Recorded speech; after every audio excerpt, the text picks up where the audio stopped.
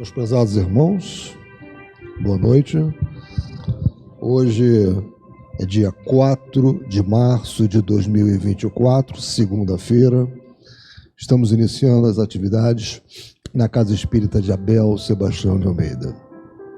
Como sempre o fazemos, rogando a Deus, nosso Pai de infinito amor e misericórdia, a Jesus, nosso querido e amoroso Mestre, amigo incondicional de nossas almas, sublime peregrino do amor, e a Maria de Nazaré, nossa Mãe Santíssima, que nos envolvam no manto de paz e de amor, que a nossa psicosfera esteja preparada para todos os trabalhos que se desenvolverão na noite de hoje.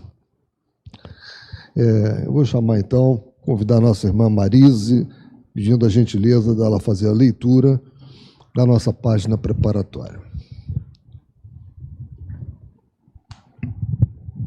Boa noite. Do livro O Espírito da Verdade, uma psicografia de Chico Xavier pelo Espírito Emmanuel. Chamada e escolha. Sem flor não há semente, mas se a flor prepara, só a semente permanece. Sem instrução, a máquina é segredo, mas se a instrução avisa, só a máquina produz. Sem convicção, a atitude não aparece, mas se a convicção indica, só a atitude define. Sem programa, o trabalho se desordena, mas se o programa sugere, só o trabalho realiza. Sem teoria, a experiência não se expressa, mas se a teoria estuda, só a experiência marca. Sem lição, o exercício não vale, mas se a lição esclarece, só o exercício demonstra. Sem ensinamento, a obra não surge, mas se o ensinamento aconselha, só a obra convence. Disse Jesus, referindo-se à divina ascensão: serão muitos os chamados e poucos os escolhidos para o reino dos céus. Isso quer dizer que sem chamada não há escolha, mas se estamos claramente informados de que a chamada vem de Deus, atingindo todas as criaturas na hora justa da evolução, só a escolha, que depende do nosso exemplo, nos confere caminho para a vida maior. Uma boa palestra para nós todos. Bem, meus irmãos, hoje, segunda-feira, como sempre fazemos, estudando o Evangelho segundo o Espiritismo. Em particular, hoje temos o nosso irmão, nosso querido irmão Márlio Lanha, que ele é do grupo de estudos espíritas Rita de Cássia, que fica no Leblon. Já é um irmão pertencente à nossa casa, já é conhecido, dispensa tantas apresentações. Que ele seja muito inspirado nesta noite. Vamos prestar a máxima atenção. Obrigado. Boa noite a todos. Que Jesus nos abençoe a tarefa. Boa noite também aos irmãos que estão nos acompanhando pela internet. Sempre um prazer a gente estar junto aqui na casa, já querida do meu coração, já tem tempo. Vão me chamando, eu vou aceitando, então está tudo bem. Para a gente conversar sobre doutrina espírita, para a gente conversar sobre essa doutrina que tanto tem a nos oferecer em recursos para as nossas escolhas, para a nossa sustentação nesse mundo complexo, mundo de grandes, enormes desafios, de grandes transformações, onde nós somos obrigados a tomar decisões e a fazer escolhas com muita velocidade. Tal é a rapidez que as coisas acontecem e como a rapidez com que elas nos chegam. Alguns estudiosos da área do comportamento, americanos, obviamente, aqui no Brasil quase não tem estudioso sobre isso, chegam a afirmar que nós fazemos aproximadamente 40 mil escolhas por dia. 40 mil por dia. O número parece absurdo. Mas se você considerar que é uma escolha, está balançando a cabeça para mim, mexendo com o dedo e dá um sorriso, só em alguns segundos já fez umas 5 ou 6. Então, 40 mil não é um número tão grande assim. Porém, muitas dessas escolhas são normais, naturais, com rapidez, virar um rosto, mas algumas dessas escolhas são decisivas nas nossas vidas. Muitas dessas escolhas, elas determinam mudanças de caminho. Quando nós escolhemos uma profissão, quando nós escolhemos uma pessoa que vai nos acompanhar, quando nós escolhemos terminar alguma coisa, muitas dessas escolhas são determinantes de consequências, porque toda escolha tem consequências, às vezes de difícil reversão. Eu costumo dizer, quando você pega a ponte Rio-Niterói errado, tem que ir até Niterói para voltar. Não dá para dar marcha ré na ponte Rio-Niterói ou no túnel Rebouças. Tem que ir até o fim. Então, determinadas escolhas modificam até mesmo e com frequência a nossa programação reencarnatória. Porque todos nós encarnamos. A gente sabe que isso aqui é temporário. Nós sabemos que estamos num corpo de carne temporário, perecível. A vida é uma impermanência. O que é uma impermanência? A gente não sabe quanto tempo dura. Ninguém aqui tem capacidade de garantir que daqui a 10 minutos está vivo. Então, nós, impressionados por essa impermanência, muitas vezes nós esquecemos que somos espíritos imortais. Que isso aqui é um tempo. Porém, nesse tempo, ele tem uma finalidade, que é de aprendizado. Quem nos ensina isso é a doutrina espírita, quem nos ensina isso é a vida. Nós estamos num conjunto de aprendizado, e cada um de nós numa série, como se fosse uma escola. Então, cada um de nós tem um conjunto de necessidades evolutivas. Cada um de nós tem um conjunto de desafios a superar. E superação de desafio dói. E dói às vezes muito, porque é superar limitações. Eu não estou falando de sofrimento, sofrimento também dói. Mas sofrimento é consequência dos equívocos das nossas escolhas quando nós sabemos fazer o correto. Aí você determina uma condição de sofrimento. Porém, a dor é inerente ao processo de crescimento. Qualquer atleta de ponta vai dizer que ele convive com a dor. Vai olhar os pés de uma bailarina, dessas de teatro, de grandes companhias, vai ver se a unhazinha é francesinha. Está tudo arrebentado, está tudo machucado por causa do esforço, da dor. Então, nós temos que conviver com a dor. E a doutrina espírita, ela nos explica o porquê.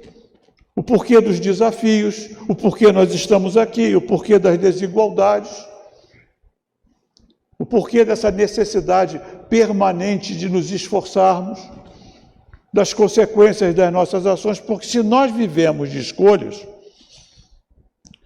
e vivemos, porque a única coisa que a gente é obrigado a fazer é escolha, até quando escolhe não escolher, está escolhendo, toda escolha tem renúncias. Um conjunto de renúncias, sacrifícios. Renunciar é sacrificar as outras opções. E tem consequências. Sempre. Eu gosto de pensar num cardápio de restaurante. Um cardápio de restaurante é um conjunto de pratos. Dá para pedir tudo? Não dá para pedir tudo. Mesmo quando é um buffet. Não dá para botar todo o buffet no prato. Nós temos que fazer o quê? Escolhas.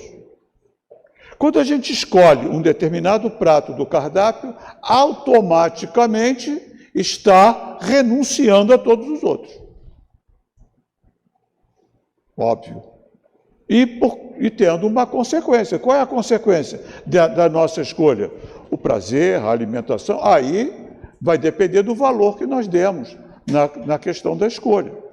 Então, refinar o processo de escolha é fundamental. Porque se nós vivemos as consequências de nossas escolhas, quanto melhor eu refinar esse processo, mais eu vou acertar nas minhas escolhas. E qual é a consequência do acerto nas escolhas em termos espirituais? Felicidade. Qual é a consequência do erro intencional das nossas escolhas? Sofrimento. Qual é a consequência do erro não intencional? Aprendizado.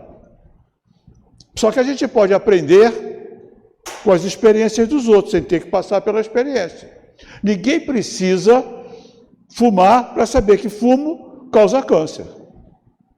Nós temos as experiências dos outros.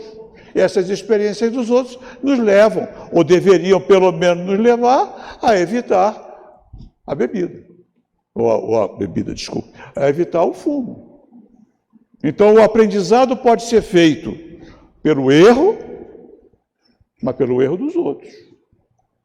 Pela informação dos outros, pela experiência dos outros. Foi exatamente isso que levou Kardec a codificar a doutrina espírita, a experiência dos outros, as informações dos outros. Que outros? Os espíritos já desencarnados. Porque, curiosamente, no tempo de Kardec não foi o único pesquisador dos fenômenos espíritas. Kardec foi um dos pesquisadores. Foi por toda a Europa, Estados Unidos, inúmeros cientistas, profissionais da área do conhecimento, como Kardec, que era um professor, um pedagogo, investigaram o fenômeno, porque havia movimento de mesas, pancadas que representavam respostas. Uma pancada é A, duas pancadas é B. Eu acho que aqui tem algumas pessoas já com uma idade, digamos, passou dos 15 anos há algum tempo, tá? Que deve ter brincado, quando era jovem, da brincadeira do copo. Não sei se alguém lembra da brincadeira do copo, que o copo mexia. Quem é que mexia o copo? Aquilo era uma brincadeira. Já viram o copo mexer? Acho que muita gente viu. O copo se mexia, respondia a pergunta. Que era aquilo? Brincadeira. Brincadeira, que era seríssimo. Aquilo era um fenômeno mediúnico, um fenômeno espiritual. Porque copo tem inteligência? Não tem. Copo tem perna, tem nervos? Não tem. Como é que copo responde pergunta? Foi essa pergunta que Kardec fez. Não era copo no tempo dele, eram pancadas que respondiam perguntas. E falou, mas peraí, isso aí tem inteligência? Não tem. Então, existe uma força inteligente por trás, mexendo a mesa, dando pancada. A maioria dos cientistas que foram investigar o fenômeno parou no fenômeno. Quem quiser curiosidade sobre conjunto de pesquisadores, tem um livro chamado História do Espiritismo. Ele foi escrito por Sir Arthur Conan Doyle, o mesmo que escreveu as aventuras do Sherlock Holmes. E ele lista os países, os cientistas, todos os que pesquisaram o fenômeno. Kardec foi apenas um deles. O que aconteceu de diferente com Kardec e o seu grupo? Na hora que eles perceberam que o fenômeno era inteligente, ou seja, ele respondia a perguntas, qual foi a pergunta-chave? Vou falar com vocês uma coisa, aqui não tem vamos imaginar que isso aqui seja um lápis, uma caneta pilô, isso aqui aqui tem um quadro. Eu não estou aqui. Difícil pensar, mas faz de conta. Eu não estou aqui, mas isso aqui está. E esse lápis escreve no quadro. Olá, como vocês estão? O que vai acontecer com esse público daqui? Vaza. Cruz credo, faz sinal da cruz. E olha que estamos numa casa espírita, hein? Pois bem, o que vocês querem saber? É o que a caneta escreve aqui. Para quem não fugiu, para quem não saiu correndo, qual seria, não precisa manifestar, qual seria a pergunta que a gente faria? Se estiver doente, é o remédio, né? Quer saber se o Fluminense vai ser campeão, né? Já foi 2 vezes, quem sabe, né? Quer saber o número da Mega Sena, né? Quer saber se Joãozinho vai casar com Mariazinha, algo que nos toque, não é isso? Mais diretamente. Por Kardec, ele fez uma pergunta muito diferente. Quem são vocês? Olha que pergunta interessante. Por quê? Porque se mesa não tem nervo, não tem cérebro, não pode responder pergunta, tem uma força inteligente. Quem são vocês? Qual foi a resposta? Nós somos as almas dos espíritos, das pessoas que já viveram na Terra e que agora estamos numa outra dimensão. Acendeu uma lâmpada na cabeça dele. Acendeu uma lâmpada. Pensa bem, nós não vamos morrer? Eles morreram. Já morreram. E estão se falando conosco. Não seria interessante saber como é que é do lado de lá? Como é que funciona isso? Imagina que você vai fazer uma viagem para um local desconhecido. Vai no escuro? A gente tem o Google, não tem? A gente tem uma montanha de informação. Você vai lá e vai pesquisar. Vai para o Alasca. Exemplo, sei lá porque eu pensei em Alasca aqui, que eu nunca fui para lá. Mas vai para o Alasca. Uma coisa eu sei, Alasca é frio. Alasca não é igual ao Rio de Janeiro. Vai com essa blusinha? Não vai.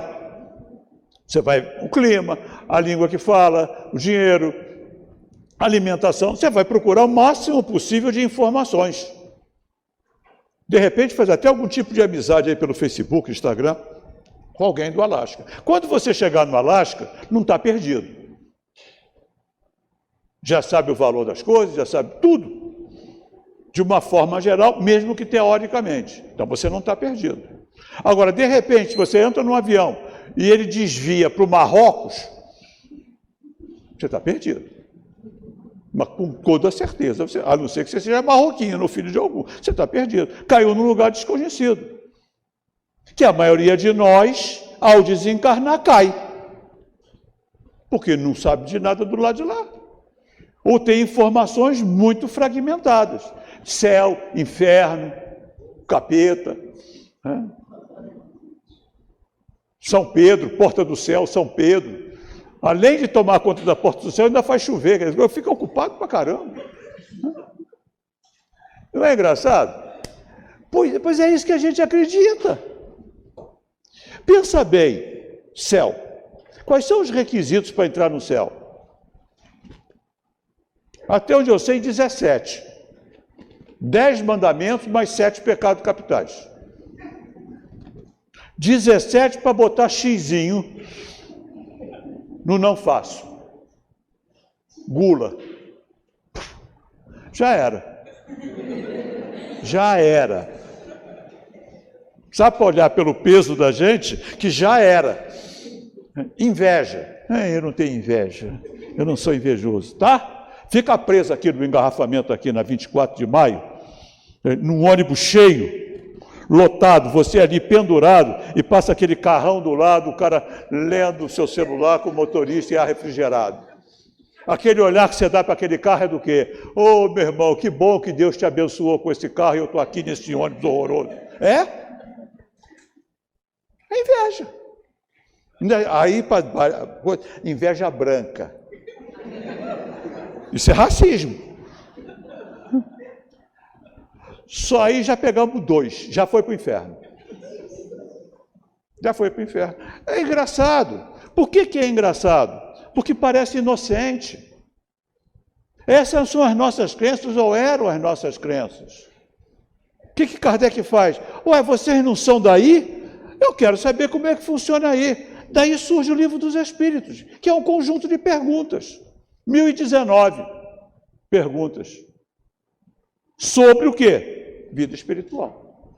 Condições na vida espiritual, principalmente a parte segunda. que é a parte segunda? Vida espírita.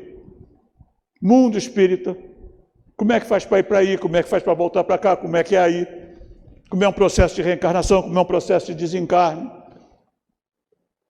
E aí, nesse jogo de perguntas e respostas, porque os espíritos se prontificaram, eles mesmos disseram que queriam ajudar.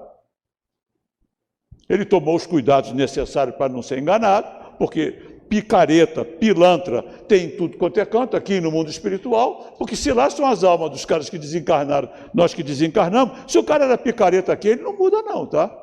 Ele pode tomar um susto.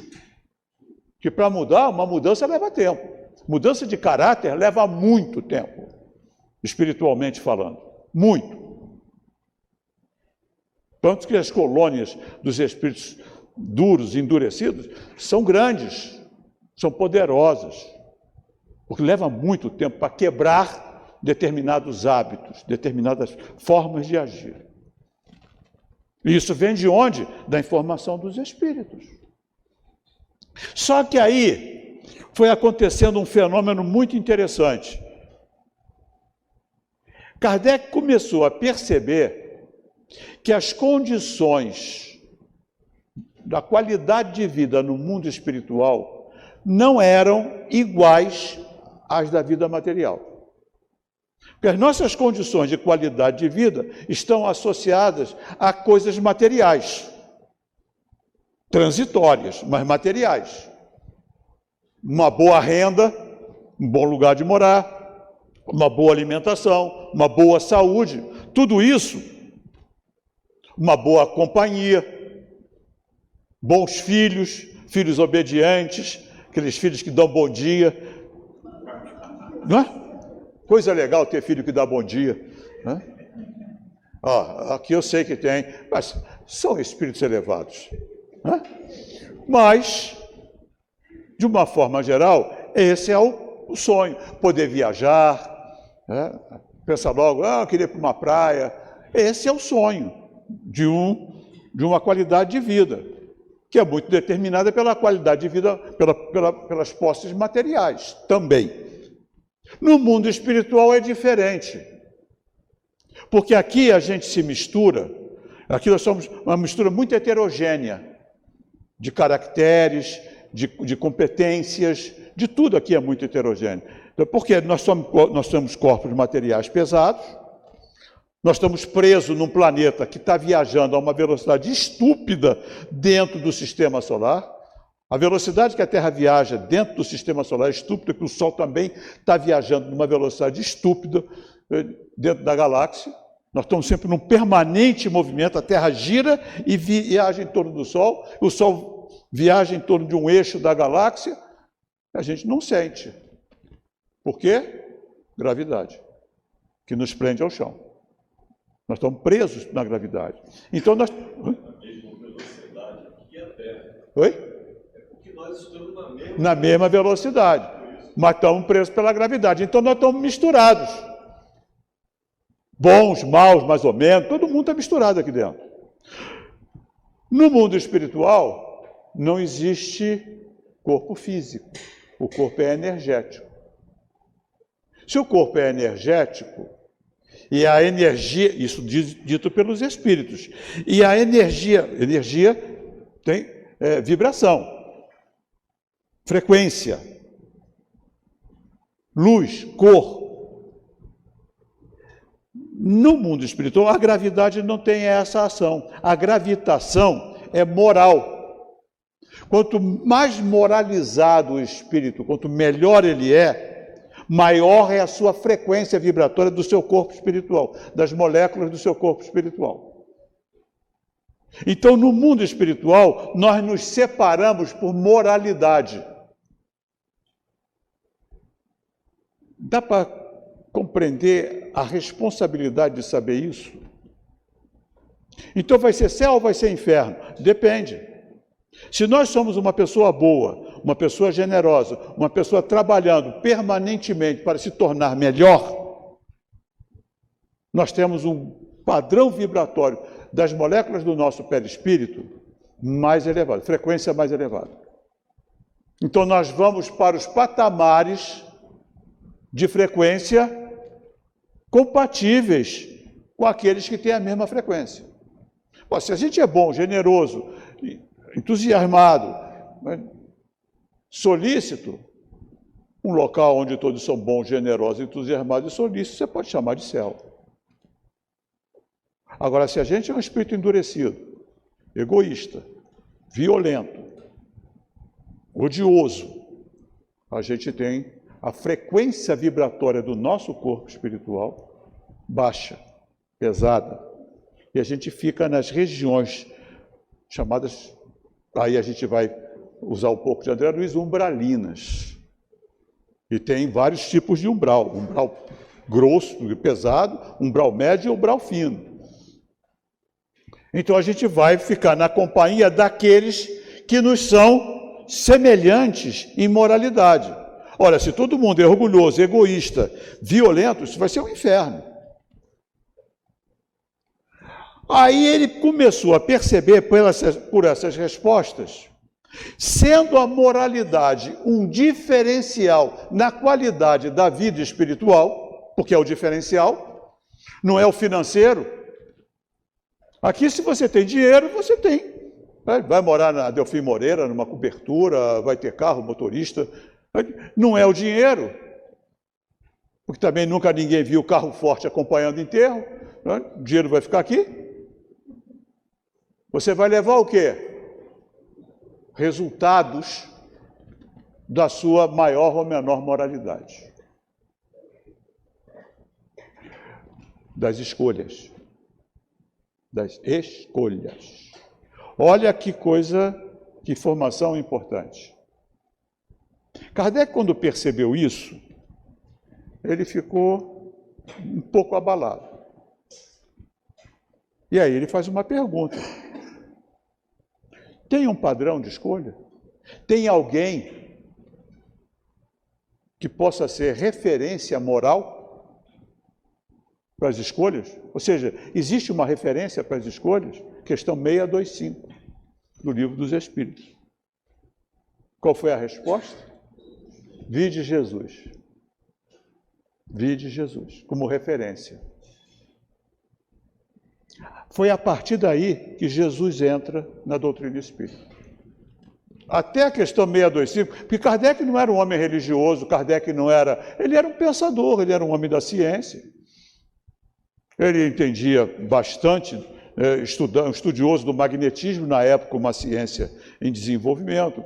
Ele estudava eletricidade, estudava astronomia. Ele tinha uma gama de conhecimentos muito grande. Mas religião, até onde se sabe na biografia dele, ele não seguia nenhuma. Conhecia, lógico. Nasceu na França, país católico. Então conheceu o catolicismo. Foi estudar em Verdun, na Suíça, com Pestalozzi, país protestante. Então teve contato com o protestantismo. Mas não era um frequentador, não era um adepto de nenhuma delas. Então, religião não estava na cabeça dele. Até porque havia um ranço, e até hoje há um ranço muito grande de ciência com religião. E ele era da ciência. Mas quando eles colocam Jesus, os espíritos colocam Jesus como referência, acendeu uma lâmpada. E aí ele diz isso no livro Obras Póstumas.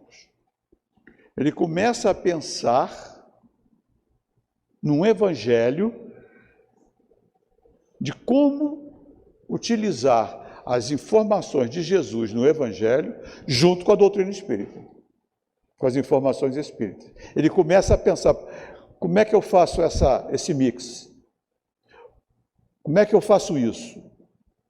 Mas não falou para ninguém. Ficou na dele.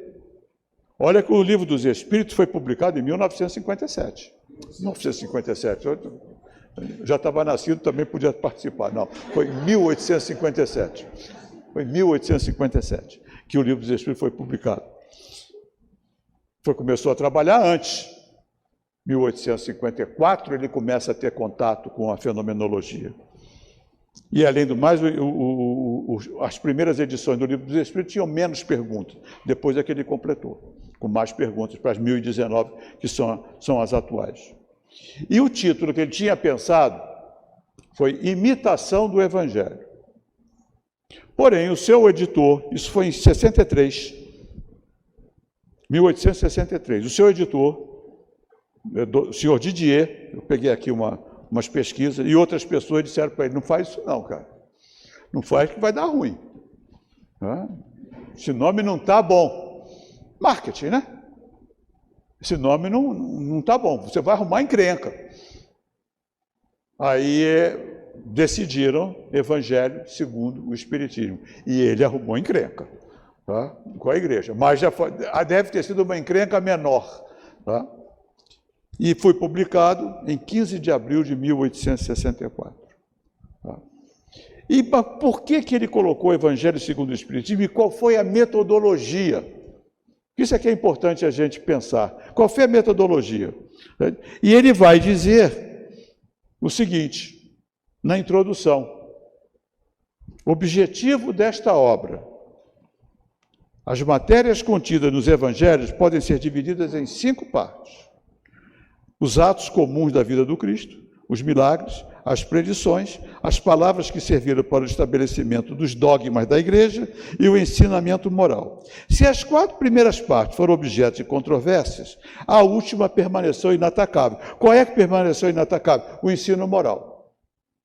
Porque os atos da vida do Cristo, eles, primeiro, os evangelhos foram escritos depois, nem foram escritos pelos apóstolos. Tá? Muito tempo depois. Porque a tradição na época era oral. Tem até um seriadinho não, um seriado muito bom, chamado The Chosen. Alguém está vendo ele pela Netflix? Aquilo é uma interpretação livre do autor. Tá? Não é exatamente, apesar de ser um seriado bastante interessante, mostrando um Jesus próximo, mostrando um Jesus gente, porque ele era gente, senão ele não conseguiria ter contato com gente. Aquele seriado é um seriado, não é a vida de Cristo. Tá? Nós temos a nossa grande informação está nos evangelhos, da forma como eles foram escritos, na cronologia que eles foram escritos. É aí que está o estudo do evangelho, está o estudo da doutrina espírita também, baseado nos evangelhos. Tá? Não está baseado em seriados de Netflix. Né? Faça-me o favor, Kardec vendo Netflix para escrever o Evangelho segundo o Espiritismo. Obviamente que não. Tá? Então está baseado nas pesquisas dele e junto com os espíritos, que o orientaram nessa arrumação que eu digo é arrumação. Tá? Por quê? Porque os atos da vida de Jesus, comuns da vida de Jesus, são motivo de controvérsia. Né? Jesus subiu ou desceu o monte? Faz diferença. Quantas pessoas tinham no monte? Faz diferença. O que importa? O que ele falou no monte. O resto não faz diferença. Os milagres ou predições que ele sabia manipular fluidicamente elementos da natureza dentro da sua capacidade de compreensão desses elementos, da sua capacidade de espírito mais elevado que já encarnou na Terra, sabia.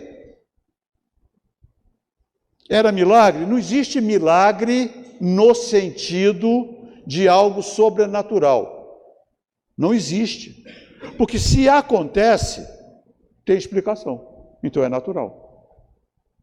Porque se Deus é a causa primária, a inteligência suprema, porque essa é a premissa da doutrina espírita, o Criador, e todo o resto é criação, criaturas e criação, todo o resto é criação.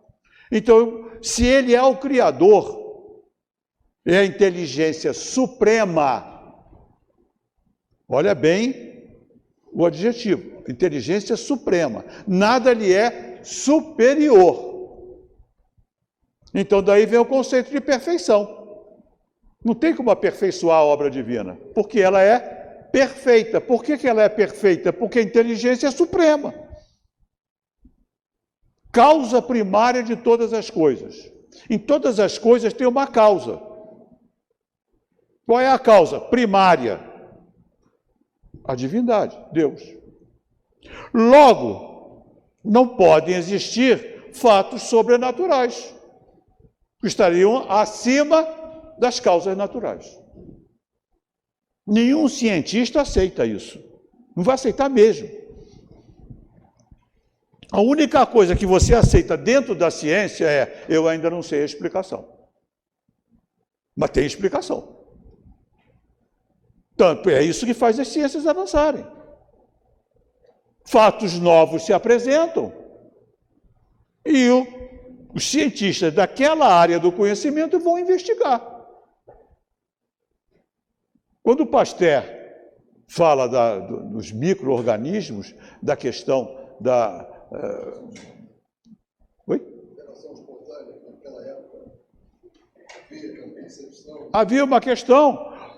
Ele foi, a princípio, debochado, até pela academia, mas foram investigar e descobriram que era verdade. Daí nós vamos ter uma nova visão da microbiologia. Não estava parada no tempo. Qualquer cientista que para no tempo está ultrapassado. Pensa bem, nós estamos num mundo com uma velocidade enorme de crescimento, de informação. Qual de nós aqui confiaria fazer uma cirurgia de coração com um cardiologista que não se atualiza há 10 anos? 10 anos. Não. Porque em 10 anos, muita coisa já foi descoberta, já evoluiu. Pega teu celular de 10 anos atrás, vê se ele faz alguma coisa, você nem sabe nem ligar. Olha como a coisa... Imagina se parasse no tempo. Uma vez um amigo meu me contou essa história.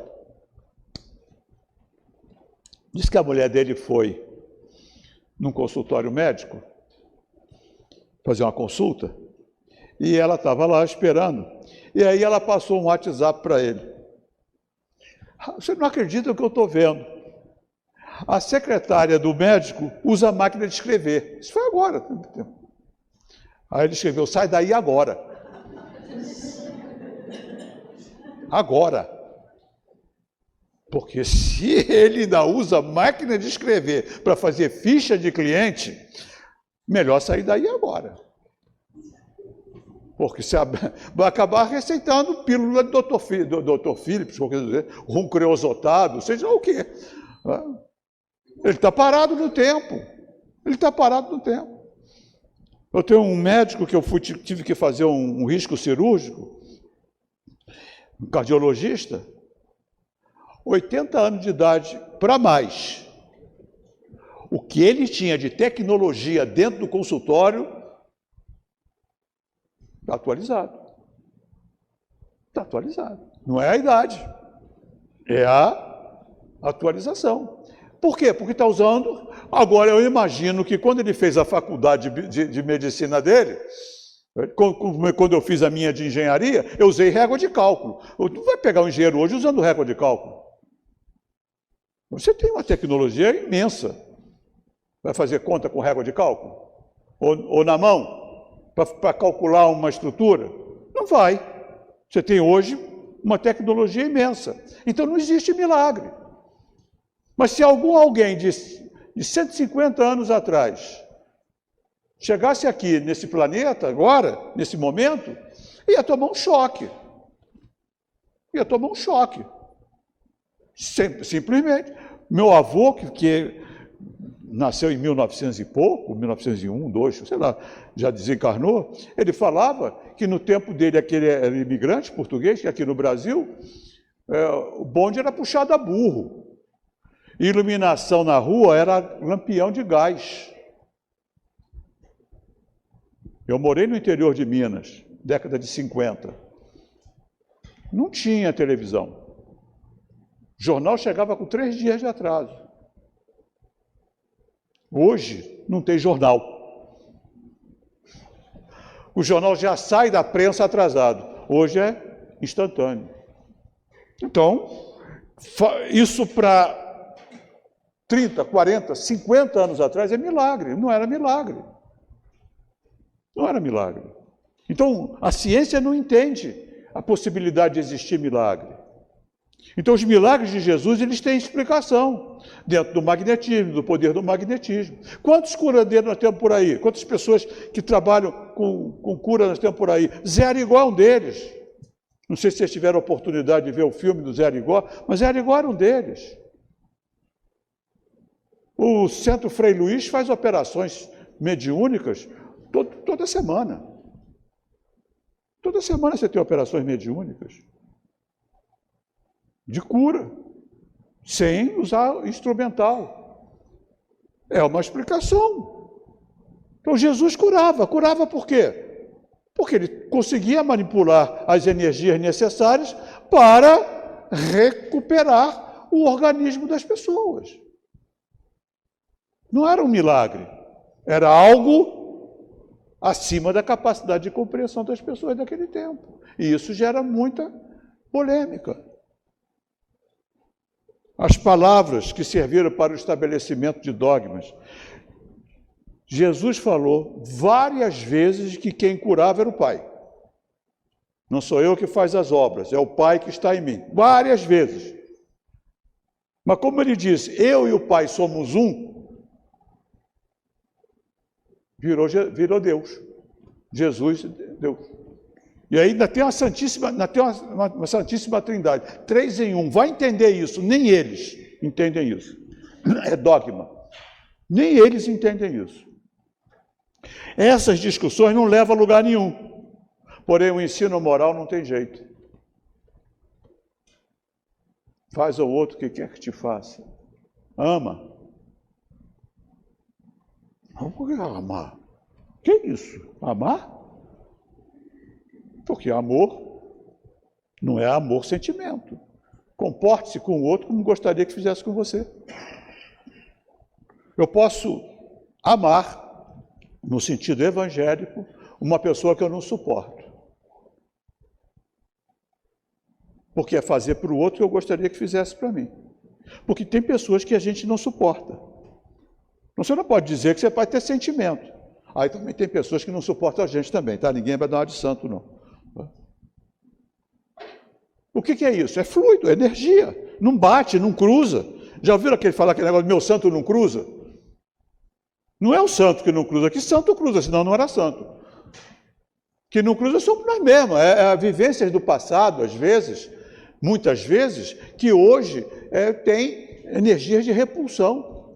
Porém, o que Jesus disse? Se você só fizer bem a quem te faz bem, cara, isso qualquer um faz. Porque no mínimo que se espera é que você faça o bem a quem te faz bem. Agora, você fazer bem a quem não te quer bem ou a quem não te fazer bem, é isso que diferencia. E por que diferencia? Porque você passa a ter um comportamento descondicionado. Você passa a fazer escolha. Olha a inteligência da mensagem. Você passa a fazer escolha com o seu padrão e não com o dos outros. Porque a escolha eu posso terceirizar, mas eu não terceirizo a consequência. Eu posso passar a escolha para o outro. Já viu? Vai para o restaurante. Pede você. Pede você. Aí você pede. Por que você pediu essa comida? Bom, você que falou para pedir, vou pedir. Por quê? Você não tem como terceirizar a consequência. Muitas vezes a gente tem gosta disso, terceiriza. Ou tem o comportamento condicionado ao comportamento do outro. Se me cumprimenta, eu cumprimento também. Quem é que está mandando na minha escolha? O outro. Então, a minha educação flutua, batendo com o que o outro faz. Então, eu estou com um comportamento condicionado. Vou fazer uma experiência aqui. Não precisa falar, tá? Eu chamo de o teste da torradeira. É real, aconteceu. Eu li essa história tem bastante tempo atrás, na época que tinha jornal, o Jornal do Brasil. O colunista foi o protagonista da história. Tá? Era um empresário que tinha um negócio carioca, que ia fechar um negócio de muito valor, muito dinheiro, em São Paulo. Reunião marcada para as 10 horas da manhã no escritório do cliente. Aí ele pensou, Santos Dumont é um aeroporto que volta e meia está fechado. Vai que aconteça alguma coisa, né? Trânsito de São Paulo, em São Paulo, é horrível. Então eu vou de véspera. Vou de véspera, fico num hotel perto do local da reunião, tranquilo. Né? Acordo, tomo meu banho e vou para a reunião. E assim ele fez. Ficou num hotel perto do local da reunião, desceu para tomar café, aquele buffet, né, do hotel, botou 2 torradas na torradeira, lá 2 pãezinhos na torradeira para torrar, e foi se servir. Na hora que a torradeira levantou, um camarada pegou os 2 pãezinhos dele, botou no prato e foi saindo. Ele falou, meu amigo, esses pães são meus, faz outro. O que você faria?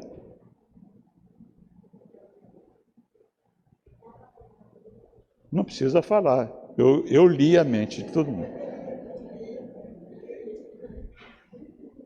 Ia levar esse desaforo para casa?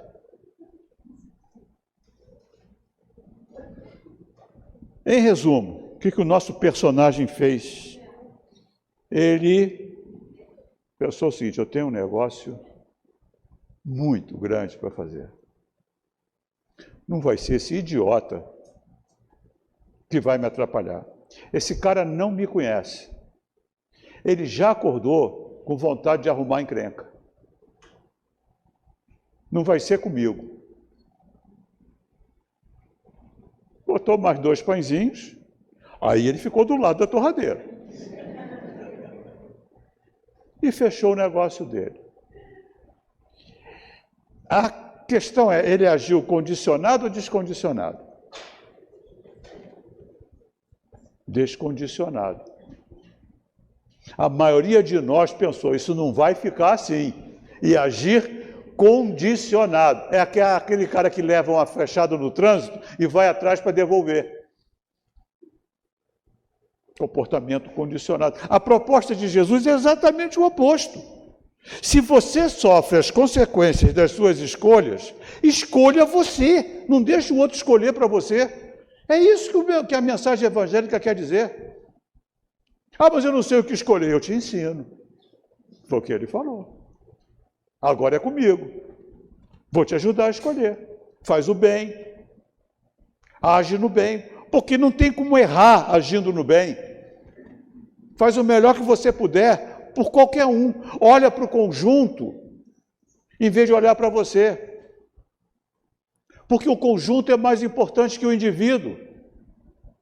E por que o conjunto é mais importante que o indivíduo? Porque o indivíduo não faz a menor falta no conjunto. Seja lá qual for o indivíduo. Pode ser o mega empresário de multimilionário. Ele vai sair, vai entrar outro no lugar dele.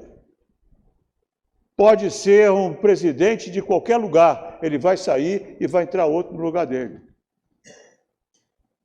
E daqui a 100 anos, a maioria das pessoas não vai saber quem fomos nós. Da mesma forma que a gente não faz a menor ideia de quem foram nossos tataravós. Só uma vez numa palestra, que uma pessoa falou, eu sei, espírito de porco. Aí o que você é? Eu sou genealogista. Claro, aí vai saber até, vai chegar até em Adão. Né? Mas de uma forma geral, a maioria de nós não sabe quem foi, nem bisavô, quanto mais tataravô. Passou batido. A não ser que tenham deixado marcas, como aquelas pessoas especiais, seja para o mal ou seja para o bem. Fora isso, a gente passa batido. Quem é que sabe qual foi a escalação do time campeão da Hungria de 54? Faz a menor ideia. A escalação do Fluminense no campeonato de 1925.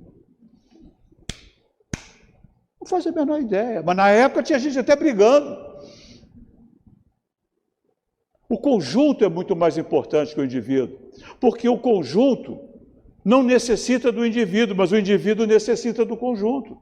Porque nós somos animais gregários, nós precisamos uns dos outros. E é isso que Jesus nos alerta. Qual é a melhor escolha? É aquela em que eu impacto positivamente o conjunto, em que eu contribuo.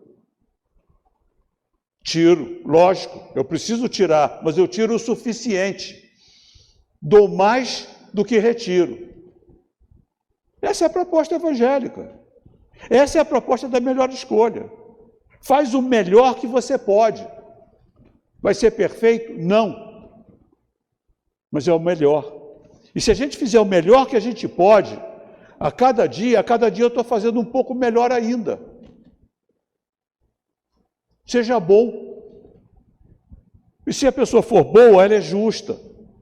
Porque não há como ser bom e não ser justo. Os dois andam juntos. É a mesma forma que egoísmo e orgulho. Não dá como ser egoísta, não tem como ser egoísta sem ser orgulhoso. Porque os dois são irmãos siameses. Bondade e justiça também são irmãos siameses. Irmãos siameses. Por que são irmãos siameses? Porque não dá para ser mais bom, entre aspas, porque seria injusto. E não dá para ser mais justo, porque não seria bom. Então os dois são iguais. Então seja bom e seja justo. Saiba olhar para o outro como gostaria que olhasse para você. Faz para o outro o que gostaria que fizesse para você. Age no bem. Age no bem. Simples. A proposta de Jesus não é uma proposta de grandes exercícios intelectuais, nem um pouco. Ela é muito simples. Falando da boca para fora. Mas ela é extremamente desafiadora. Por quê? Porque nossos modelos comportamentais estão contaminados pelos nossos hábitos, nossas escolhas do passado. Egoísmo, orgulho. O nosso amigo da torradeira, se ele tivesse com o orgulho dele no ápice, ele ia lá arrumar encrenca. E ele talvez tivesse problema com o negócio, porque ele não sabia que maluco é aquele. Que maluco é aquele? Então, releva a imperfeição do outro, se você quer que relevem a sua. Porque imperfeição a gente tem. Nós temos mania de disputar tudo. Nós temos mania de... Vai para uma fila de qualquer coisa. Tem sempre alguém querendo passar na frente.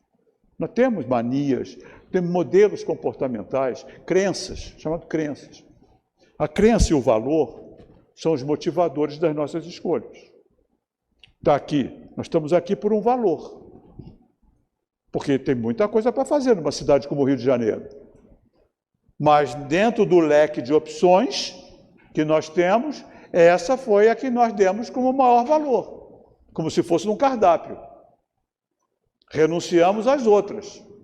Tem uma consequência. Qual é a consequência de estar aqui? Aprendizado.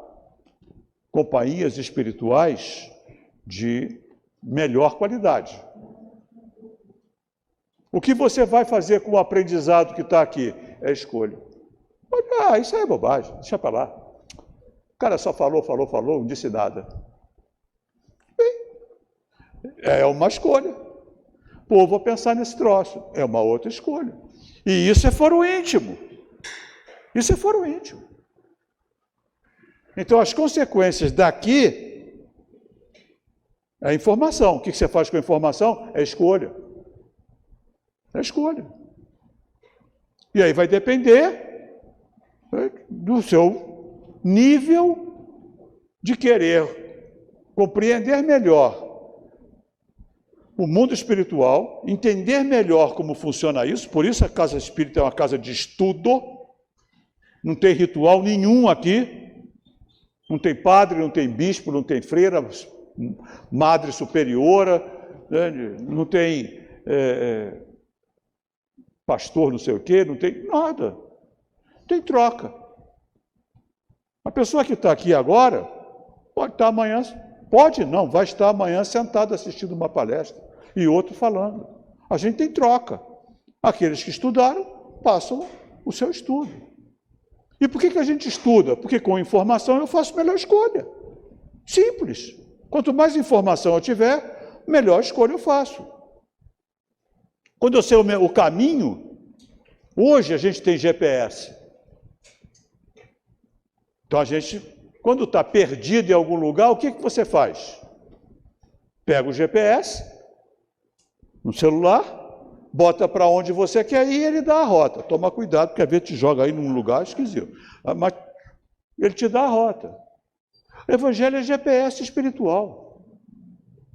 É a rota. Quer chegar mais rápido na evolução? Segue Jesus. Não foi isso que os Espíritos disseram? Vide Jesus. Segue Jesus. Seguir Jesus implica em quê? Algumas renúncias. Óbvio. Renúncias do quê? Dos valores que nos impedem de chegar mais rápido ao nosso destino. É um ajuste de rota. Ele fala, deixa os mortos enterrarem os mortos. Isso é uma frase muito curiosa. Se a gente for no literal, parece uma coisa... Então, o morto já está numa outra dimensão. Se preocupa com o caminho, porque o morto é o que está para trás. Não se preocupa com o que está para trás. Não importa o que você foi, importa o que você quer ser. E vai em busca disso. O que você foi, já foi, não tem como mudar. Usa o passado como aprendizado. Se liberta da culpa. Jesus liberta a gente da culpa. Porque ele fala, vem. No que ele fala, vem, ele não pergunta quem foi quem. Quando ele chama Maria de Magdala, vem. Pode me seguir. Quando ele chama o coletor de impostos lá, que era odiado, vem.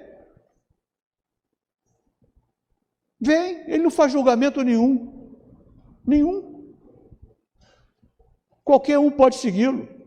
Porque ele não está preocupado com o passado, ele está preocupado com o futuro. Ele está preocupado com o nosso futuro. De a gente chegar mais rápido e melhor.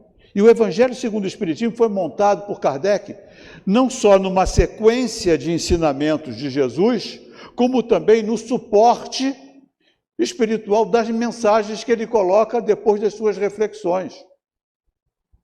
Então ele faz uma sequência lógica, começa com as bem-aventuranças, ele faz uma sequência lógica, faz a sua análise e coloca instruções dos Espíritos, as instruções dos Espíritos compatíveis com aquele estudo que ele fez inicialmente.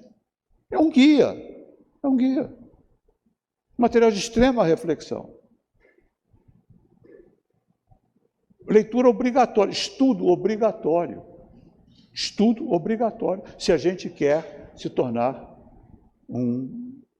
uma pessoa com maior esclarecimento do mundo espiritual, com mais recursos para tomar melhores decisões, sempre respeitando o livre-arbítrio. Sempre. A doutrina espírita ela não é impositiva, ela é esclarecedora. Não impõe absolutamente nada, apenas esclarece. Vai acontecer o quê? Vai acontecer aquilo que a consequência daquilo que a gente escolher. É simples. Não tem complexidade, não tem teologias complexas, não tem nada disso. É um conjunto de informações. Se você vai para o Alasca, convém pegar informações do Alasca. Se você vai para Marrocos, convém pegar informações de Marrocos. E se a gente vai desencarnar, porque vai,